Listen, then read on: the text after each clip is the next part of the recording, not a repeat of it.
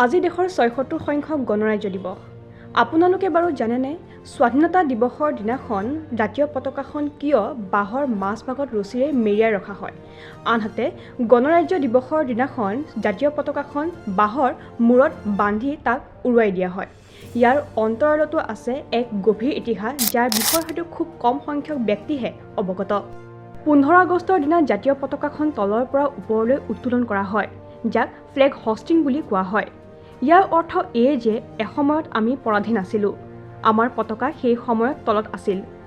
ইংৰাজৰ দাসত্বৰ পৰা মুক্ত হৈ আমি স্বাধীনতা লাভ কৰিছিলোঁ। সেয়ে জাতীয় পতাকাখন তলৰ পৰা ওপৰলৈ উঠাই দিয়া হয়। আনহাতে ২৬ জানুৱাৰী গণৰাজ্য দিৱসৰ দিনা পতাকাখন দণ্ডৰ ওপৰত জাপি বান্ধি ৰখা হয়। ৰছীডালত টান এটা মাৰি সেই পতাকাখন কেৱল উৰাবলৈহে খুলি দিয়া হয়, যাক আনফল্ড বুলিও কোৱা হয়। ইয়াৰ অৰ্থ এই যে আমি এখন সাৰ্বভৌমত্ব ৰাষ্ট্ৰ। আমাৰ পতাকা সদায় দণ্ডৰ ওপৰতেই থাকিব।